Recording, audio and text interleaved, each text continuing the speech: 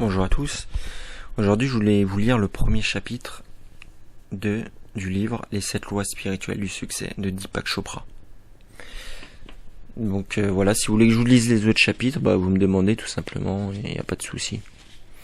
Alors, je vais vous lire d'abord l'introduction et après le premier chapitre. Vous êtes l'expression de votre plus profond désir. Tel est votre désir, telle est votre volonté. Telle est votre volonté, tels sont vos actes. Tels sont vos actes, telle sera votre destinée. Citation de Upanishad 4.5. Introduction. La nature utilise les mêmes principes pour créer les différents objets de l'existence matérielle. Tout ce que nous pouvons voir, entendre, sentir, goûter ou toucher. Ce livre, Les 7 lois spirituelles du succès, aurait donc pu s'intituler Les 7 lois spirituelles de la vie. Dans un ouvrage précédent, Créer l'influence, l'ouverture, la conscience au champ de tous les possibles, j'ai décrit les étapes menant à l'abondance, celles-ci découlant d'une réelle compréhension du travail de la nature. Les 7 lois spirituelles du succès forment l'essence de cet enseignement. Lorsque celui-ci fera partie de votre conscience, il vous ouvrira l'accès à une abondance illimitée et à la réalisation de tous vos rêves, ceci sans que vous ayez à faire le moindre effort. La réussite peut être définie comme la constante expansion du bonheur et la réalisation progressive des buts utiles. Elle nous offre la possibilité de satisfaire naturellement nos désirs. Et pourtant, le succès et la création de richesses ont toujours été considérés comme des processus nécessitant un travail acharné. De plus, ils sont souvent censés s'obtenir aux dépens d'autrui. Nous avons besoin d'une approche plus spirituelle du succès et de l'abondance. Celle-ci pouvant être décrite comme un grand mouvement de toutes les bonnes choses vers nous.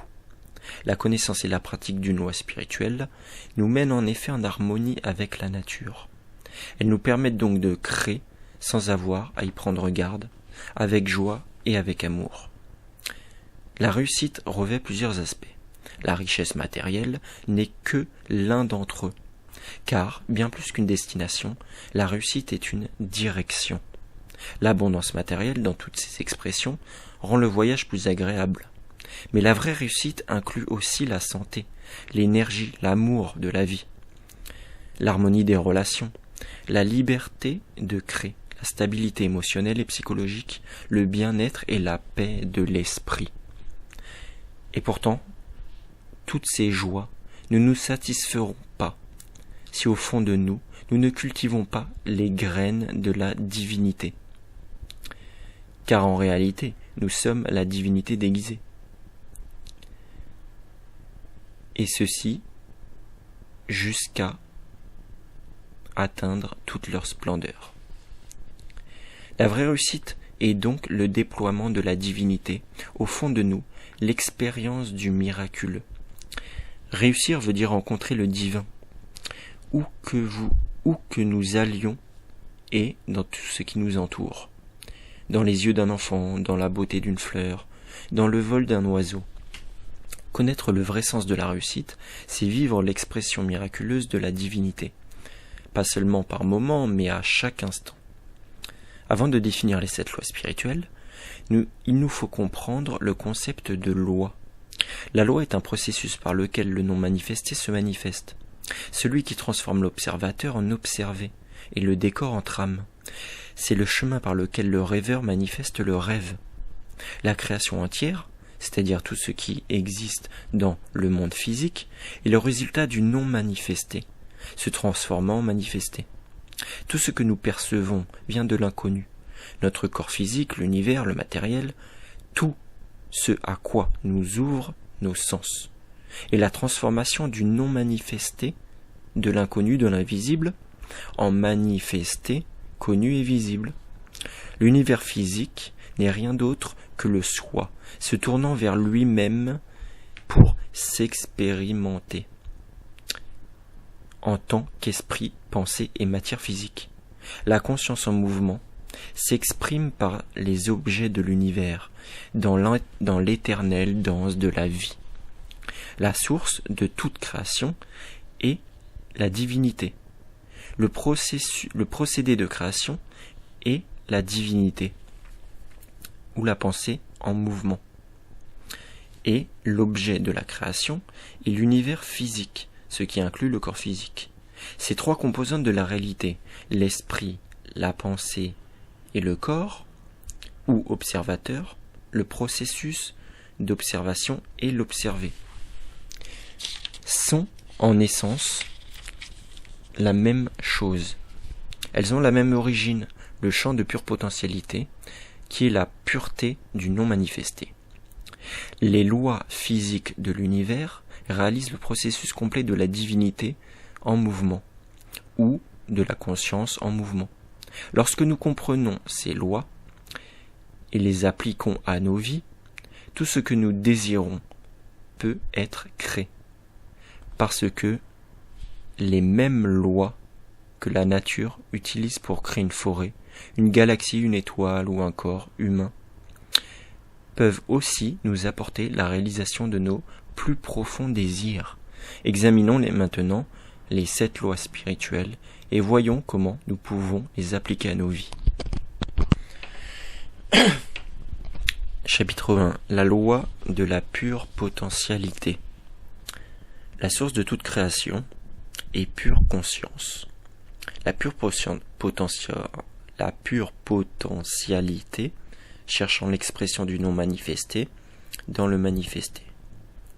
Nous réalisons alors que notre vrai moi est pure potentialité et nous nous alignons sur ce pouvoir qui manifeste tout dans l'univers.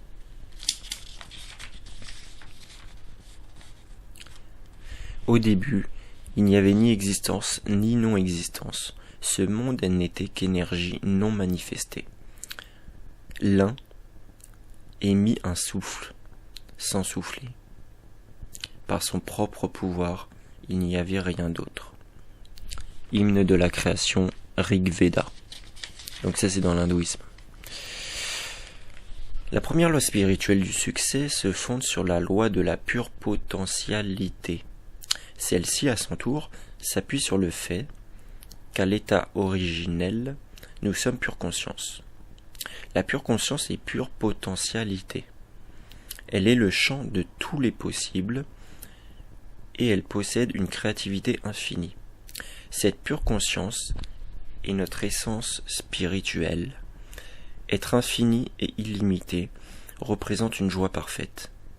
Les autres attributs de la conscience sont pure connaissance, silence infini, équilibre parfait, invincibilité, simplicité et félicité. Notre nature fondamentale est pure potentialité. Lorsque vous découvrez votre nature essentielle et savez qui vous êtes vraiment dans cette connaissance elle-même, vous trouvez le pouvoir de réaliser tous vos rêves.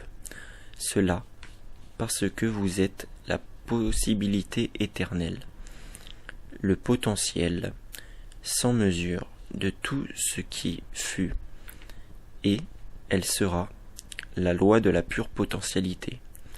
Pourrait aussi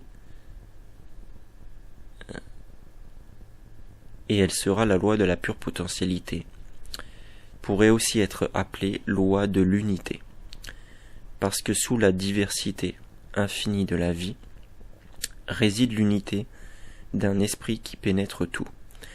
Il n'existe en réalité aucune séparation entre vous et ce champ d'énergie. Il est votre moi. Plus vous faites l'expérience de votre vraie nature, plus vous approchez du champ de pure potentialité. L'expérience du moi, ou référence au soi, signifie que notre point de référence intérieur s'éloigne des objets de notre expérience pour devenir notre propre esprit. L'opposé de la référence au soi est en effet la référence à l'objet. Celle-ci nous conduit toujours à être influencés par des objets extérieurs à soi, c'est-à-dire à des situations, les circonstances, les gens, les choses. La référence à l'objet nous pousse à chercher constamment l'approbation des autres. Nos pensées et notre comportement y représentent toujours l'anticipation d'une réponse. Ils sont donc basés sur la peur. La référence à l'objet nous fait aussi ressentir le besoin intense de contrôler l'extérieur. Le désir d'approbation, celui de contrôler les événements, d'acquérir un pouvoir sur l'extérieur, sont fondés sur la peur. Ce genre de pouvoir n'est pas celui de la pure potentialité. Le pouvoir du soi. Il n'est pas réel. Lorsque nous vivons le pouvoir du soi, la peur, le besoin de contrôler, la recherche d'approbation ou de maîtrise extérieure disparaissent. La référence à l'objet fait de votre ego votre maître intérieur. Or, votre ego n'est pas ce que vous êtes réellement. Ce n'est que l'image que vous avez de vous-même, votre masque social. Vous savez de vous-même le rôle que vous jouez. Ce masque prospère par l'approbation. Il veut le contrôle et il est nourri par le pouvoir, parce qu'il vit dans la peur. Votre vrai moi, votre esprit, votre conscience est libre de ses chaînes. Il reste indifférent aux critiques. Il n'a peur d'aucun défi. Il se sent inférieur à personne. Et pourtant il est humble et ne juge donc pas plus personne et donc pas non plus supérieur à qui que ce soit. Cela parce qu'il reconnaît que tous les autres sont le même soi, le même esprit sous différentes apparences. Il vit donc le respect pour chacun, tout en ne se sentant inférieur à personne. Cela est la différence essentielle entre la référence à l'objet et la référence au soi. La référence au soi vous offre l'expérience de votre être réel, celui qui n'a peur d'aucun défi et ne se sent inférieur à personne. Le pouvoir du soi est donc le vrai pouvoir. Celui qui se fonde sur la référence à l'objet est irréel. La possibilité de s'appuyer sur le pouvoir de l'ego ne dure en effet qu'aussi longtemps que l'objet de la référence est là. Le pouvoir d'un président, d'un chef d'entreprise ou d'un milliardaire ne vient que du titre, du statut ou de l'argent. Il ne dure donc qu'aussi longtemps que ces états demeurent. Aussitôt que la qualité, la fonction, la richesse s'en vont, il disparaît. Le pouvoir du soi, au contraire, est permanent, puisqu'il se fonde sur la conscience du soi. Il possède certaines caractéristiques. Il attire les autres et ce que vous souhaitez vers vous. Il magnétise les personnes, les situations et les circonstances pour qu'elles répondent à vos désirs. Il vous offre l'aide des lois de la nature. Ce pouvoir est celui de la divinité, celui qui vient de l'état de grâce. Il vous rend agréable toute relation avec autrui et réciproquement. Il vous permet de relier, d'établir le lien qui vient du véritable amour. Si vous voulez apprécier les bénéfices de champs de pure potentialité, si vous voulez faire plein usage de la créativité inhérente à la pure conscience, alors vous devez y avoir accès. Comment appliquer la loi de la pure potentialité, c'est-à-dire d'établir le contact entre votre vie et le champ de toutes les possibilités? L'un des chemins de tous les possibles, l'un des chemins d'accès à ce champ est la pratique quotidienne du silence, de la méditation et du non-jugement. Passer du temps dans la nature vous ouvrira également une infinie créativité, la liberté et la félicité. Pratiquer le silence signifie consacrer un certain temps à ne faire qu'être. Vivre l'expérience du silence consiste à s'échapper périodiquement à l'activité du discours. C'est aussi s'abstraire régulièrement d'activités telles que regarder la télévision, d'écouter la radio ou lire. Cette pratique permet en effet de diminuer la turbulence de notre dialogue intérieur. Consacrez, de temps en temps, un moment à vivre le silence. Chaque jour, au moment qui vous convient, et pendant 2 heures, ou si cela vous semble trop long, 1 heure. Faites l'expérience du silence. Ensuite, périodiquement, poursuivez-la une journée entière, ou 2, ou même une semaine. Que se passe-t-il quand vous entrez dans cette expérience ? Au début, votre dialogue intérieur se fait de plus en plus accaparant. Vous ressentez le besoin intense de dire quelque chose. J'ai connu des personnes qui, lorsqu'elles s'étaient résolues à vivre une période de silence étendu, devenaient pratiquement folles les premiers jours. Une impression d'urgence, une profonde anxiété les envahissait, mais leur brouhaha intérieur finissait par se calmer, et bientôt le silence devenait profond. Cela parce que le mental finit par lâcher prise, car si vous, votre moi, votre esprit, celui qui fait les choix, vivez le silence, votre ego réalise qu'il n'y a aucune raison de tourner en rond. Et petit à petit, le dialogue intérieur s'apaise. Vous pénétrez alors dans la tranquillité du champ de pure potentialité. Pratiquer le silence périodiquement, au moment qui vous convient, est l'un des chemins qui mènent à l'expérience de la loi de la pure potentialité. Consacrez chaque jour un moment à méditer, et en est un autre. L'idéal consisterait à méditer au moins une demi-heure le matin et une demi-heure le soir. La méditation vous offre l'expérience du chant,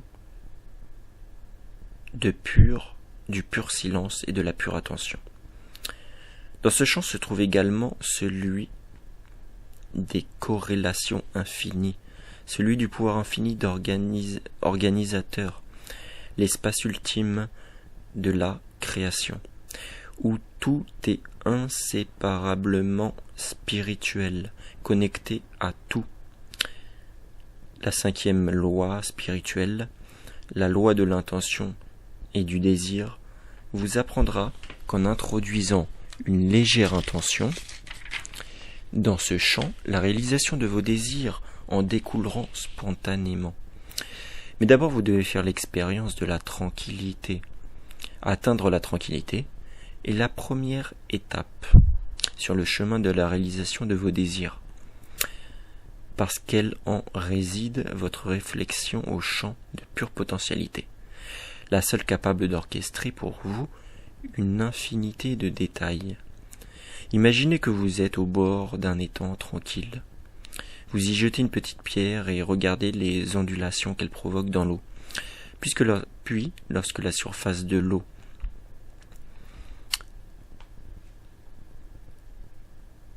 a recouvré son calme, vous lancez une autre pierre. C'est exactement ce que vous faites lorsque vous pénétrez dans le champ du pur silence et y introduisez une intention. Dans ce silence, l'intention, aussi faible soit-elle, se répercute à l'ensemble de l'espace sous-jacent de la conscience universelle. Celui qui se connecte tout à tout. Si vous ne vivez pas le calme de la conscience, si votre esprit demeure un océan turbulent, vous pourriez y jeter l'Empire State Building que vous ne remarquerez rien. Dans la Bible, on trouve cette phrase « Sois en paix et tu sauras que je suis Dieu ». Cela ne peut s'accomplir que par la méditation. Une autre voie d'accès au champ de pure potentialité est la pratique du non-jugement. Le jugement est la constante évaluation des choses, justes ou fausses, bonnes ou mauvaises. Lorsque vous êtes perpétuellement occupé à évaluer, classer, étiqueter ou analyser, vous créez un grand nombre de turbulences dans votre dialogue intérieur. Celui-ci empêche le flot d'énergie de circuler librement entre vous et le champ de pure potentialité. Elle ferme littéralement la brèche, l'ouverture entre les pensées. Cette ouverture vous donne accès au champ de pure potentialité, l'état de pure attention, le silence du mental, le calme intérieur vous résilie au vrai pouvoir. Lorsque vous fermez le passage, votre relation au champ de pure potentialité et à la créativité infinie s'interrompt. Voilà ce que dit une prière du chemin du miracle. Aujourd'hui, je ne jugerai rien de ce qui arrive. Le non-jugement crée le silence dans votre esprit. Commencez votre journée par une intention et donc une bonne idée. Dès que vous vous surprenez à juger, souvenez-vous de cet engagement. S'il vous paraît trop difficile à observer cette règle toute la journée, vous pouvez simplement vous dire, pendant les 2 prochaines heures, je cesserai de juger. Ou pendant 1 heure, je ferai l'expérience du non-jugement. Ensuite, vous pourriez allonger graduellement la durée de cet exercice. Par le silence, la méditation et le non-jugement, vous accéderez à la première loi, la loi de pure potentialité. Lorsque vous aurez commencé ces pratiques, vous pourrez en ajouter une 4e et passer régulièrement un certain temps de communication directe avec la nature. Cette communion vous permet de partager l'harmonie qui naît de l'interaction des éléments et des forces de la vie. Elle vous donne le sens de l'unité, de l'ensemble de cette vie. Un ruisseau, une forêt, une montagne, un lac, ou le bord de mer vous relie à l'intelligence de la nature et vous aide donc aussi à accéder au champ de pure potentialité. Vous devez apprendre à rencontrer l'essence profonde de votre être. Cette essence véritable se situe au-delà de votre ego. Elle ne connaît pas la peur, elle reste indifférente aux critiques, elle est libre, elle ne craint aucun défi, elle ne se sent ni inférieure, ni supérieure à qui que ce soit, et elle est remplie de magie, de mystère et d'enchantement.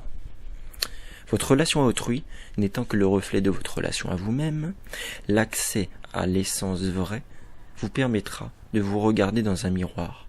Si par exemple vous ressentez de la culpabilité, de la peur ou un sentiment d'insécurité face à l'argent, au succès ou à toute autre chose, sachez que ce malaise n'est que le reflet de votre culpabilité, de la peur ou de l'insécurité, des aspects de base de votre personnalité. Aucune somme d'argent, aucun succès ne résoudra ces problèmes fondamentaux de l'existence. Seule l'intimité avec soi vous apportera une vraie guérison. Lorsque vous serez enraciné dans la connaissance de votre vrai moi, lorsque vous comprendrez votre vraie nature, votre culpabilité, votre peur, votre inquiétude à propos de l'argent, de l'abondance ou de la réalisation de vos désirs disparaîtront, car vous saurez que l'essence de la richesse matérielle est l'énergie de la vie, et qu'elle est pure potentialité. Or, la pure potentialité est notre nature intrinsèque. Le champ de la pure potentialité est aussi celui de l'infinie créativité, de la connaissance pure. Au fur et à mesure que vous élargirez l'accès à votre vraie nature, vous recevrez aussi, et spontanément, des pensées créatrices. Lisons ce passage de Franz Kafka. Il ne faut pas quitter ta chambre, reste assis à ta table et écoute. Tu n'as même pas à écouter, attends simplement. Tu n'as même pas à attendre, apprends juste à rester tranquille, calme et solitaire. Le monde s'offrira alors à toi et te proposera de le démasquer. Il n'aura pas le choix. Il roulera en extase à tes pieds. Le déploiement somptueux de l'univers est une expansion de l'esprit créateur et de la nature. Plus vous êtes en phase avec cet esprit, plus large est votre accès à son infinie créativité. Il vous faut donc traverser les remous à votre dialogue intérieur pour vous connecter à l'abondance illimitée de cet esprit créateur. Donc là, ça rejoint la loi d'attraction, tout ce que je vous ai parlé, tout ce que je vous ai montré. Vous créez ainsi la possibilité d'une activité dynamique, en même temps que vous devenez porteur de la tranquillité de l'esprit créateur éternel et sans limite. Cette exquise rencontre du silence, de la liberté, de l'infini de l'esprit et du dynamisme des limites et de l'individualité du mental représente l'équilibre parfait, celui qui naît de la simultanéité du calme et du mouvement. Cet équilibre est capable de créer tout ce que vous désirez. Ainsi, tandis que la coexistence des opposés, calme et dynamisme, vous rend indépendant des situations, des circonstances, des gens et des choses. Lorsque vous répondez tranquillement à cette extraordinaire coexistence, vous vous alignez sur le monde de l'énergie, la soupe quantique, le non-matériau source du monde matériel. Ce monde d'énergie est fluide, souple, dynamique, changeant, infini, mouvant, mais il est également immuable, calme, tranquille, éternel et silencieux. Le calme seul représente le potentiel de la créativité. Le mouvement seul restreint de la créativité à un certain aspect de son expression. Mais la combinaison du mouvement et de la tranquillité vous permet de répandre votre créativité dans toutes les directions, c'est-à-dire là où vous emmène votre pouvoir d'attention. Où que vous alliez dans le cœur du mouvement et de l'activité, emportez votre tranquillité avec vous. Le mouvement chaotique qui nous environne n'obscurcira jamais l'ouverture qui vous permet d'accéder au réservoir de créativité qui est le champ de pure potentialité. Donc le résumé du premier chapitre: pour appliquer la loi de pure potentialité, je mettrai en œuvre la loi de pure potentialité en mettant les décisions suivantes. Donc il y a 3 décisions. Petit 1. J'entrerai en contact avec le champ de pure potentialité en concentrant chaque jour à un moment à ressentir le silence. Être. À être. Je resterai assis seul dans une méditation silencieuse au moins 2 fois par jour, environ 30 minutes le matin et 30 minutes le soir. Petit 2. Je prendrai le temps chaque jour de communiquer avec la nature et de témoigner silencieusement de l'intelligence présence en toute chose vivante. Bon, moi personnellement je rajouterai Dieu, évidemment, la prière. Je resterai assis et regarderai un coucher de soleil, j'écouterai le bruit de l'océan ou encore d'un ruisseau, et je respirerai simplement le parfum d'une fleur, dans l'extase de mon propre silence. Et en communiquant avec la nature, j'entrerai en contact avec la profonde pulsation de la vie, avec le champ de potentialité pure et de créativité illimitée. Petit 3, je pratiquerai le non-jugement. Je commencerai ma journée par cette résolution. Aujourd'hui, je ne jugerai rien de ce qui arrive. Et tout au long de la journée, je me souviendrai de ne pas juger. Voilà, merci de m'avoir écouté. C'était le premier chapitre de ce livre. Il y en a 7. Bon, si vous voulez que je vous lise les autres, il n'y a pas de souci. Moi, ça me fait plaisir. Voilà, je vous aime. Soyez bénis. À bientôt.